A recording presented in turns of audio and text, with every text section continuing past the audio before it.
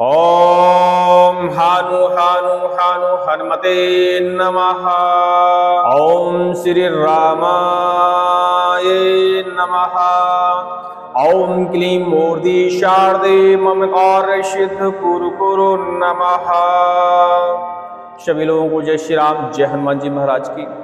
भगवान से प्रार्थना है कि आप सब लोग स्वस्थ रहें, सबका कल्याण हो, सब निरोगी रहें। आज हम हनुमान जी महाराज के एक हनुमान जाल मंत्र के बारे में चर्चा करने वाले हैं। यह मंत्र हमारे संकटनाशक चैनल पर आपने श्रवण किया ही होगा। यह है भूत प्रेत दैत्य दानव बरम खब्बीस चुड़ैल तंत्र बाधा कीलन बाधा मरी मशान जैसी बाधाओं को नष्ट करने के लिए, झाड़ा लगाने के लिए प्रयोग किया जाता है। इस मंत्र से कोई व्यक्ति यदि झाड़ा लगाता है और इसकी सभी क्रियाओं को करता है तो सभी प्रकार के भूत प्रेत मशान चलाई गई बाधा तंत्र मंत्र ऐसी सभी प्रकार की बाधाएं समाप्त हो जाती हैं, उनका कीलन हो जाता है, बंधन होता है। जाल मंत्र का मतलब है बंधन मंत्र ही है और कुछ नहीं है। लोग अलग अलग शब्दों को लेकर मंत्रों के नामकरण करते हैं। इस मंत्र का भी कई लोगों ने नामकरण किया हनुमान जाल मंत्र। और ऐसा नहीं है कि यह हमारा व्यक्तिगत मंत्र है, यह मंत्र बहुत सारे लोगों के पास है और बहुत सारे लोग इस मंत्र का परोपकार में प्रयोग करते हैं। मतलब चल प्रचलित मंत्र है। लेकिन मंत्र चल प्रचलित होने से कुछ नहीं होता। उसकी यदि साधना की जाए, उसमें शक्ति जागृत की जाए, उसकी ऊर्जा को प्रबल किया जाए, तभी मंत्र कार्य करता है। नहीं तो मंत्र सिर्फ शब्द होते हैं और किताब के लिखे हुए या गुरु के द्वारा प्रदाय ही शब्द होते हैं और कुछ नहीं। लेकिन गुरु के द्वारा यदि कोई शब्द प्रदाय होते हैं तो उन शब्दों में थोड़ी सी ऊर्जा आपको मिल जाती है, लेकिन फिर भी उनकी ऊर्जा को आपको जगाना पड़ता है, उनकी ऊर्जा को प्रबल बनाना पड़ता है ताकि वह शब्द सभी प्रकार की बाधाओं को हरण करने में सक्षम रहे। हमने देखा है गांव देहात में लोग इस मंत्र को अलग अलग तरीके से पढ़ते हैं। कुछ में कुछ शब्द हैं, कुछ में कुछ शब्द हैं, लेकिन बात शब्दों की मायने नहीं रखती। बात मायने रखती है कि आपने मंत्र में ऊर्जा किस तरह डाली है। खाली श्री राम यह एक सावर मंत्र है। खाली श्री राम ही अपने आप में एक सावर मंत्र है। और तुलसीदास जी इस मंत्र का बहुत उपयोग करते थे और इसी मंत्र से वह कुछ भी कर सकते थे। इसी मंत्र के कारण उन्होंने रामचरितमानस की रचना की, हनुमान चालीसा की रचना की। बहुत सारे ऐसे ग्रंथ हैं जिसे श्री तुलसीदास जी ने रचना की सिर्फ एक सावर मंत्र की दम पर। उन्होंने राम नाम का इतना अधिक जप किया कि उनकी बुद्धि में विखार आया, बुद्धि खुल गई और उन्हें ज्ञान की प्राप्ति हुई। क्योंकि सावर मंत्र ये जरूरी नहीं है कि भूत प्रेत बुरी शक्तियों के हरण करने के लिए बस हैं। सभी प्रकार की बाधाओं को से निपटने के लिए आते आपको बुद्धि मिलती है या आपकी बुद्धि जागृत होती है या आपको कोई शक्ति मिलती है। मतलब सावर मंत्र से अनंत कार्य हो सकते हैं। हनुमान जी का यह मंत्र आपने हमारे संकटनाशक चैनल पर श्रवण कर लिया होगा और YouTube पे भी कई लोगों के पास यह मंत्र आपने श्रवण किया होगा। तो श्रवण करने से कोई फर्क नहीं पड़ता, सिर्फ 1 से 2% ही श्रवण करने से मंत्रों में फायदा होता है। श्रवण कराने के लिए मंत्र इसलिए चैनलों पर उपलब्ध कराए जाते हैं, जैसे हमारे ही चैनल पे आप मंत्र ले लीजिए। कुछ मंत्र हैं जो 50% तक फायदा करते हैं, लेकिन हम श्रवण करने के लिए जब मंत्र उपलब्ध कराते हैं तो हमारा ये हेतु रहता है कि मंत्र आप जब श्रवण करेंगे थोड़ा बहुत तो आपको इफेक्ट नजर आएगा। थोड़ा बहुत जब इफेक्ट नजर आएगा तो आपको मंत्र के प्रति अपनी इच्छा या विश्वास की जागृति होगी और फिर मंत्र की आप साधना करने के इच्छुक होंगे। और जब मंत्र की साधना करने के इच्छुक होंगे तो हो सकता है मंत्र की साधना करें और मंत्र की साधना करने के बाद आप अपनी बाधा का भी हरण करें, दूसरे की बाधा का भी हरण कर पाएं। हनुमान जी महाराज का यह मंत्र ध्यान से सुनिए और फिर इसकी हम आपको विधि बताते हैं। संकटनाशक चैनल पे यह मंत्र उपलब्ध है, तो आप जाके लगातार इस मंत्र को श्रवण कर चुके हो। वैसे भी आपने कई चैनलों पे इस मंत्र को श्रवण किया होगा, लेकिन हम नहीं बता सकते कि सभी ने यह मंत्र सिद्ध किया होगा कि नहीं किया होगा। हमारे एक साधक हैं जो इस मंत्र का कई दिनों से या कई सालों से इस मंत्र का प्रयोग करते आ रहे हैं। उनका कहना है कि इस मंत्र का जब भी हम प्रयोग करते हैं तो असफलता हाथ नहीं लगती, मंत्र यह बराबर काम करता है। अब एक बात और हम आपको बता दें कि सभी मंत्र सभी के लिए कार्य नहीं करते। कुछ मंत्र ऐसे होते हैं जो किसी विशेष व्यक्ति के लिए कार्य करते हैं। जब लोग मंत्रों का श्रवण करते हैं तो उन्हें उसका अनुभव हो जाता है। और श्रवण करने के दो फायदे होते हैं, एक तो मंत्र का हमें अनुभव होता है, दूसरा मंत्र की पढ़ने की हमें लय पता चल जाती है, तीसरा मंत्र कंठस्थ हो जाता है। तो कंठस्थ मंत्र होते ही कुछ % तो उसकी शक्ति कंठस्थ होने बस से ही आपको मिल जाती है। नित्य प्रतिदिन यदि किसी मंत्र का आप जापन करते हैं तो धीरे धीरे उसकी ऊर्जा आपको मिलती रहती है। अब साबर मंत्रों का एक विधान है कि इनको चलते फिरते घूमते फिरते ऐसे जाप नहीं करना चाहिए, नहीं तो इनकी जो ऊर्जा है वह इधर उधर बिखरती रहती है। आप उसकी ऊर्जा को समेटकर अपने शरीर में नहीं इकट्ठी कर पाते, या कहा जाए तो जितनी आप ऊर्जा अपने जप से वाचन से जगाते हैं मंत्र में, वह ऊर्जा वहीं वातावरण में घुल जाती है, आपको कुछ नहीं मिल पाता। इसलिए कभी भी शाबर मंत्र का यदि आप जप करना है, सिद्धि नहीं भी करना है, तो उससे फर्क नहीं पड़ता कि आप मंत्र की साधना ही करें। लेकिन बहुत सारे ऐसे शाबर मंत्र हैं, क्योंकि हमने पिछले वीडियो में एक श्री रामचंद्र जी का, हनुमान जी महाराज का एक शाबर मंत्र उपलब्ध कराया है। उसे आप श्रवण भी कर सकते हैं, जप भी कर सकते हैं और उसका फायदा भी ले सकते हैं। तो शाबर मंत्र श्रवण करने के लिए अच्छे होते हैं, लेकिन जब उनकी हम साधना करें या जप करें, कहने का मतलब जब भी उनका जप करें तो एक विशेष आसन पर बैठकर ही मंत्रों का जप करें तो अति फायदा देखने को मिलता है। क्योंकि आसन पर बैठकर जब हम मंत्रों का जाप करते हैं तो उसकी ऊर्जा हमारे आसपास ही रहती है, ज़्यादा दूर नहीं जा पाती, वातावरण में ज़्यादा घुलनशील नहीं हो पाती। यदि आप 50% ऊर्जा मंत्र की जागृत कर रहे हैं तो 10% आपके शरीर को उसकी मिलती जरूर है। और इंसान की परेशानियों को हल करने के लिए 10% ऊर्जा काफ़ी होती है, क्योंकि 100% ऊर्जा किसी मंत्र में यदि मिल जाती है तो शरीर, इंसान का शरीर उस ऊर्जा को बर्दाश्त नहीं कर पाता और कई प्रकार की विकृतियाँ पैदा होती हैं। इसीलिए कलयुग में मंत्रों की ऊर्जा सिर्फ 10 से 20%, 30%, 50%, अति हो गई तो 60%, इससे ज़्यादा नहीं मिल पाती इसकी सिद्धि। तो हमको यही सब विचार करते हुए मंत्र की साधना करनी चाहिए। एक आसन में बैठकर मंत्र का जाप करें, कोशिश करें कि माला का प्रयोग करें और सामने एक दीपक जरूर जलाएं। और जब तक मंत्र का जप करें तब तक दीपक जलते ही रहना चाहिए, क्योंकि आपकी जो दीपक जलाने की क्रिया है, जब आप मंत्र जाप करेंगे तो उस दीपक में ही सारी ऊर्जा आती है और उसी के प्रकाश से ऊर्जा एकत्रित होकर आपके शरीर को मिलती है। चलिए आप मंत्र का हम श्रवण करते हैं और फिर इसकी हम शॉर्ट में आपको विधि बताते हैं। क्योंकि हनुमान जी महाराज के मंत्र जो होते हैं, खासकर साबर मंत्र हो गए, चाहे वैदिक मंत्र हो गए, पुराणिक मंत्र हो गए, ऐसे मंत्रों की विधियाँ बड़ी छोटी होती हैं, ज़्यादा जटिल नहीं होती हैं। कलयुग में हनुमान जी महाराज के मंत्र बड़े ही जल्दी ही सिद्ध हो जाते हैं। हनुमान जी महाराज के मंत्र बड़े जल्दी ही सिद्ध हो जाते हैं। तो आप इस कराल काल कलयुग में हनुमान जी महाराज के मंत्रों की साधना जल्दी कर अपनी बाधा से निपटारा पा सकते हैं। ओम हनुमान हटकीले, लोहे के खीले, वज्र ओढ़े वज्रदासे, वज्र करे ब्यारी, हनुमान की म्यान नहा काते सूत, सूत कात के जाल बिरिन बिक जाल बिरिन, डार नमाज धर। भूत फंसे, प्रेत फंसे, दैत्य फंसे, दानव फंसे, ब्रह्म राक्षस फंसे, 700 चुड़ैल फंसे, दैत्य फंसे, ब्रह्म राक्षस फंसे, पिशाच फंसे, सर्वघात फंसे, तंत्र मंत्र फंसे, बंगाले की कीलन विद्या फंसे, मेली मशान फंसे, डांग डोंका की फलास लगे, हाँक परत हनुमंत की, भाग भाग भूत बची हों न कोनो लोक, दुहाई माता अंजनी की, दुहाई पवन देव की, दुहाई आखिरी मंत्र की।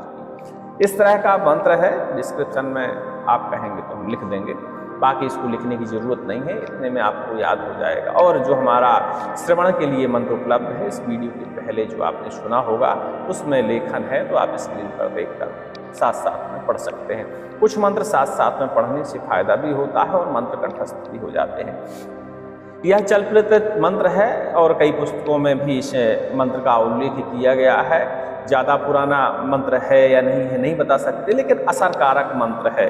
और जब मंत्र असरकारक होता है तो उसकी जानकारी हमारा आपको फर्ज बनता है देना कि इस मंत्र की भी आप आजमाइश कर सकते हैं या इस मंत्र को भी अपनी बाधाओं में प्रयोग करके देख सकते हैं। और सबसे बड़ी बात होती है कि विधि छोटी होती है तो कोई भी कर लेता है, क्योंकि जब जटिल विधियां किसी मंत्र की होती हैं तो लोग मंत्र तो श्रवण कर लेते हैं, विधि भी आप सुन लेते हैं, लेकिन जब विधि करने की बारी आती है तो लोगों की आत्मा जवाब दे जाती है कि इसमें बहुत ज़्यादा समय लगेगा, बहुत ज़्यादा जाप करना पड़ेगा, अटपटी सामग्रियों का प्रयोग करना पड़ेगा, तो ऐसे में फिर जब आत्मा दे जाती है तो फिर आप सिर्फ सुन के ही रह जाते हैं, मंत्र की साधना नहीं कर पाते। और यह मंत्र बहुत आसान है, इसकी साधना भी बड़ी आसान है। और इतने सारे मंत्रों का आपने श्रवण किया, कई तरह की विधि विधान की, तो एक छोटी सी विधि जो कि 1 घंटे की है, आप इसको करके देख सकते हैं। हो सकता है हनुमान जी महाराज की कृपा हो जाए और आपको यह मंत्र सूट कर जाए और आपकी बाधा का हरण हो जाए। क्योंकि तंत्र मंत्रों में 100% गारंटी नहीं होती कि कौन सा मंत्र किसके ऊपर असर करेगा, वो इस पर बीमारियों के ऊपर निर्भर करता है।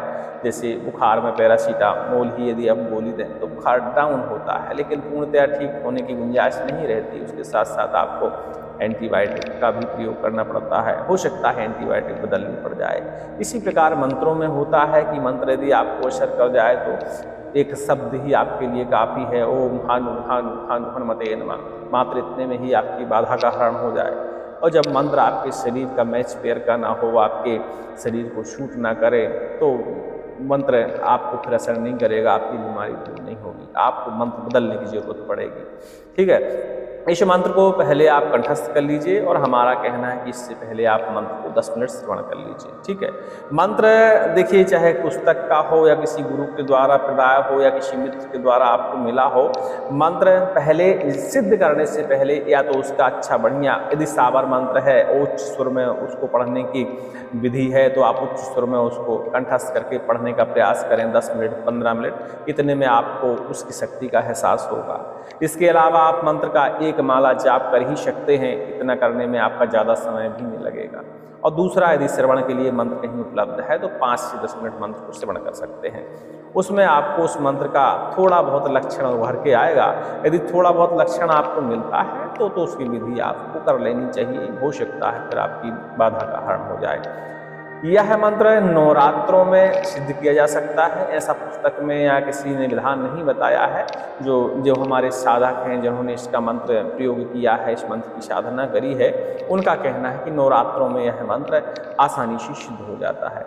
उसके अलावा नवरात्रों में एक और ख़ास बात होती है कि आम समय में या किसी विशेष मुहूर्त में मंत्र का आप जाप करते हैं तो जप संख्या लंबी होती है, लेकिन नवरात्रों में यदि उसी मंत्र की आप साधना करते हैं तो उसकी जनसंख्या सीधी सीधी आधी हो जाती है और आधे से भी आधी हो जाती है, उतने में ही आपका कार्य हो जाता है। इसके अलावा दीपावली की रात में इस मंत्र का विशेष अनुष्ठान कर आप साधना कर सकते हैं। हाँ, मुहूर्त यदि आप चेंज करते हैं तो शक्तियों में हेर फेर हो सकता है, थोड़ा कम मिलेगी थोड़ा ज़्यादा मिलेगी, लेकिन 10% भी यदि आपके मंत्र में ऊर्जा जाग जाती है उतनी आपकी बाधा हरण करने के लिए काफ़ी होती है। ठीक है, तो हनुमान जी महाराज का ध्यान करते हुए आसन पर बैठिए, एक दीपक जला लीजिए, पूरब दिशा की ओर मुख करके बैठ जाइए, सामने हनुमान जी बब्बा का चित्र रख लीजिए, उनको स्नान ध्यान कराइए, अक्षत पुष्प अर्पण करिए, धूप दीप दिखाइए, फल फलाहार नैवेद्य वगैरह अर्पण करिए। इसके बाद प्रार्थना करिए और प्रार्थना हमेशा यही करिए कि भगवान,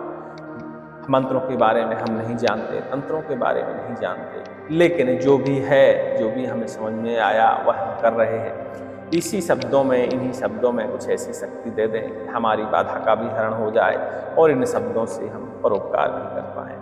इस तरह अपने मन से जो भी आपके मन में शब्द आते हैं, ऐसी आप भगवान से प्रार्थना करने के बाद इस मंत्र की मात्र 1 माला जप करिए। ज़्यादा करने की जरूरत नहीं है, सिर्फ 1 माला। देखिए, जिस मंत्र से बाधा का हरण होना होता है वो 1 माला करिए चाहे आधी माला करिए, बस पूर्ण मन से करिए, लेकिन पूर्ण विश्वास के साथ। हमने कहा कि हूम फट स्वाहा, ठीक है, एक सिंगल बीज मंत्र है।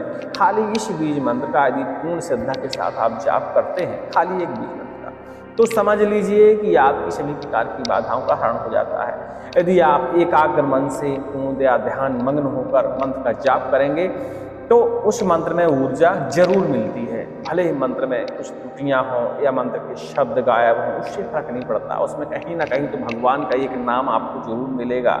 जैसे इसी में है अंजनी माता की दुहाई, हनुमान हटकीले, पवन देव, भगवान के नाम है। ठीक है, तो कहीं ना कहीं तो ईश्वर का उसमें आपको नाम जरूर मिलेगा और वही नाम काफ़ी है आपकी बाधा का हरण करने के लिए। जरूरी नहीं है कि आप एक बहुत बड़ा मंत्र का पाठन करें, आप जो भी करें पूर्ण श्रद्धा के साथ करें। हाँ, अब इसका आप अनुष्ठानिक करते हैं, पूर्णतया अनुष्ठानिक साधना करते हैं तो फिर ध्यान देने वाली बात होती है कि मंत्र में कहीं भी त्रुटि नहीं होनी चाहिए और विधि में भी कहीं त्रुटि नहीं होनी चाहिए। लेकिन आप अनुष्ठानिक नहीं कर रहे हैं, साधारण कर रहे हैं, तो बस जो हमने बताया इतना करिए। एक माला जप कर लीजिए और इसका 11 से 21 बार मात्र हवन कर दीजिए। बस यह मंत्र आपके लिए काम करने लायक हो जाएगा और आपकी स्वयं की बाधा तो यह हरण कर ही लेगा इतने में। ठीक है, हमारा ये विश्वास है और जिन साधकों ने इस मंत्र का साधना की है उनका भी मानना ऐसा ही है। कई सालों से इस मंत्र का प्रयोग करते आ रहे हैं और उन्होंने इतनी ही विधि की। बस उनकी खास बात यह है कि जब भी उन्हें ग्रहण काल मिलता है, जब भी कोई विशेष अमावस्या मुहूर्त वाली मिलती है, सर्वार्थ सिद्धि योग मिलता है, दीपावली, नवरात्र, ऐसे समय में इस मंत्र को एक एक माला हमेशा ऐसे मुहूर्तों में करते रहते हैं कंटिन्यू। तो हो सकता है इस वजह से भी मंत्र में ज़्यादा शक्ति आ जाती है, आ गई हो उनके और उनका मंत्र कार्य कर रहा हो। लेकिन उन्होंने बताया कि हमने पहली बार इस मंत्र का जब जापन किया तो सिर्फ 108 बार ही किया था, जबकि इसकी संख्या 11 माला करने की बताई गई थी और एक ही माला में हमारा कार्य हो गया। तो हम भी भगवान से प्रार्थना करेंगे कि आप भी एक माला करके देखिए, लेकिन पूर्ण श्रद्धा के साथ करिएगा, आपका कार्य हो जाएगा। अब बात आती है कि इस मंत्र से हम झाड़ा कैसे लगाएं या बाधा कैसे हरण करें, तो इसके शब्दों में ही उल्लेख है। खब्बीस फंसे, चुड़ैल फंसे, बैजी फंसे, ब्रह्म राक्षस फंसे, मतलब तमाम प्रकार की बाधाओं को फंसाने का या बांधने का मंत्र से आप कह सकते हैं। कई पुस्तकों में इस मंत्र का उल्लेख है, इसलिए कोई दिक्कत नहीं है। आपको इसकी विधि दूसरी भी मिल सकती है, लेकिन जो अनुभव वाली विधि होती है हम उसका आपके सामने जिक्र कर रहे हैं। तो इस मंत्र को आपने कंठस्थ कर लिया, सिद्ध कर लिया, थोड़ा सा पूर्णतः सिद्ध तो नहीं किया लेकिन सिद्ध कर लिया, आपको काम चलाने लायक। ठीक है, अब आती है इस मंत्र को प्रयोग करने की बारी। तो जैसे अब स्वयं की बाधा का हरण करना हो तो इस मंत्र का आप पाठन करिए। एक नींबू हाथ में ले लीजिए, अपने सिर के ऊपर से नींबू को उतारिए। साधारण देखिए झाड़ फूंक की विधियां लगभग ऐसी ही होती हैं। अब तंत्र विशेष गहन में जाएंगे तो विधियां फिर बहुत लंबी होती हैं, अटपटे टोने टूटके करने की आवश्यकता पड़ती है। तो हम वो सारी चीज़ें नहीं बता रहे हैं, वो चीज़ बता रहे हैं जो आप आसानी से कर पाएँ। और एक माला जप करने में मात्र आपको 1 ही घंटे का समय लगेगा, पूरी विधियाँ हो जाएंगी, पूरी क्रिया हो जाएगी। इसलिए हम इसे आसान तरीके से आपको बताने का प्रयास कर रहे हैं। नींबू से आप उतारा करिए और नींबू को घर से बाहर फेंक दिए, सबसे पहला ये। दूसरा, एक जल लीजिए, एक पात्र में, ताम्र पात्र हो तो अच्छा है, अष्टधातु तो हो अच्छा है, चांदी का पात्र हो तो भी चलेगा। कोई भी पात्र में जल ले लीजिए, उसमें कमल गट्टा आसानी से बाजार में, पूजा पाठ की दुकानों में बीज मिल जाता है, कमल गट्टा का बीज उसमें डाल दीजिए पानी के अंदर। हनुमान जी महाराज का ध्यान करिए, इसी मंत्र का 11 से 21 बार बढ़िया पाठन करिए। थोड़ी सी अग्नि जला लीजिए, होम लगा लीजिए हनुमान जी महाराज के नाम से और उस जल में थोड़ी सी धूप दिखा दीजिए। इसके बाद उस जल को चाहे स्वयं ग्रहण करें, चाहे किसी रोगी को पिलाएं या उसके ऊपर छींटे लगाएं। तो उसके ऊपर तमाम प्रकार की जो बाधाएं होती हैं, नकारात्मक ऊर्जा होती है, क्योंकि बाधाएं अब कोई जिंदा तो है नहीं, देखिए वो एक प्रकार की ऊर्जा ही है, नकारात्मक ऊर्जा मान सकते हैं, जो हमारे शरीर पर बुरा प्रभाव डालती है। तो वह नकारात्मक ऊर्जा दूर हो जाती है। अब कोई कहे कि झाड़ा फूंकी करने से सब लोगों को आराम नहीं लगता, तो उसका एक यही कारण है कि जब आपके मन में या शरीर में नकारात्मक ऊर्जा ज़्यादा बढ़ जाती है तब ऐसा देखने को मिलता है। क्योंकि मंत्र तभी काम करते हैं जब आपके अंदर थोड़ी बहुत सकारात्मक ऊर्जा बनी हो, थोड़ी बहुत सकारात्मक ऊर्जा उत्तेजित हो या कार्य करने में सक्षम हो, तब मंत्र आपके ऊपर अच्छे कार्य कर जाते हैं। क्योंकि आपके मन में वो चीज़ विश्वास होनी चाहिए कि हमने यदि झाड़ा लगाया तो आपको तत्काल ही ये चीज़ का विश्वास हो जाना चाहिए, हमारा झाड़ा लग गया है, मेरे अंदर से नकारात्मक ऊर्जा बाहर जा रही है। तो जब भी झाड़ा लगाएं, सामने वाले को ये बात जरूर बताएं। यदि वो होश में है, बात आपकी समझने लायक है, तो उसको बताएं कि जब हम झाड़ा लगाएंगे तो आप ऐसा अपने मन में एकाग्र होकर एहसास करेंगे कि हमारे मन की नकारात्मक ऊर्जा, तन की नकारात्मक ऊर्जा या भूत प्रेत जो भी है वह हमारे शरीर से दूर जा रहा है। देखिए, जब रोगी स्वयं ऐसे विचार करने लगता है तो उसे थोड़े से ही झाड़ा की जरूरत पड़ती है और उसके भूत प्रेत उसके शरीर को छोड़कर दूर चले जाते हैं। तो ये हो गया, आप इस तरह कर सकते हैं। दूसरा, मोर पंख का सहारा ले सकते हैं। और तीसरा सबसे प्रचंड उपाय, गाय की जो पूंछ होती है उसके बालों की एक आप रस्सी बनवा लीजिए। अनावश्यक बाल काटिएगा, उसके ज़रूरत वाले बालों का उपयोग नहीं करना होता। जो अनावश्यक हैं, उसको तकलीफ दे हैं बाल पूंछ के, ऐसे बालों को आप काट लीजिए। किसी कारीगर से बढ़िया एक रस्सी बनवा लीजिए 3 से 4 फीट की, और 3.5 फीट की हो तो बहुत अच्छी बात है, ठीक है। और उस रस्सी से आप झाड़ा लगाइए, तो ये प्रचंड उपाय माना जाता है। इसमें क्या है कि आपने मंत्र एक नज़र ना भी सिद्ध किया हो और आप रस्सी का प्रहार मंत्र पढ़ते हुए श्री राम श्री राम श्री राम श्री हनुमान ऐसा पढ़कर भी आप रस्सी का प्रहार करते हैं, तो रस्सी में गाय की पूंछ में ऐसे कुछ गुण होते हैं, ऐसे मैग्नेट कुछ ऊर्जा होती है उसमें, या ऐसे देवी देवताओं का उसकी पूंछ में वास होता है, वैसे हनुमान जी का ही वास होता है। तो जब उस पूंछ का हम प्रहार करते हैं तो भूत प्रेतों के ऊपर वज्र प्रहार की तरह पड़ती है वो। आपको भले ही कोई मंत्र तंत्र ना आता हो, गाय की पूंछ के बाल आप इकट्ठे करिए, उसकी एक रस्सी बनवाइए, अपने पूजा घर में रखिए, नित्य प्रतिदिन उसकी आप पूजा करना शुरू कर दीजिए। बिना मंत्र के ही उस पूंछ में एक शक्ति जागृत हो जाएगी। जब भी उस पूंछ का रस्सी का प्रहार करेंगे किसी भूत प्रेत बाधा वाले व्यक्ति के ऊपर, तत्काल ही उसके शरीर से भूत प्रेत बाधा हरण हो जाएगी। चलिए, इतना तो आप समझ गए होंगे, उम्मीद करते हैं हमारी बात समझने में आप सक्षम हुए होंगे।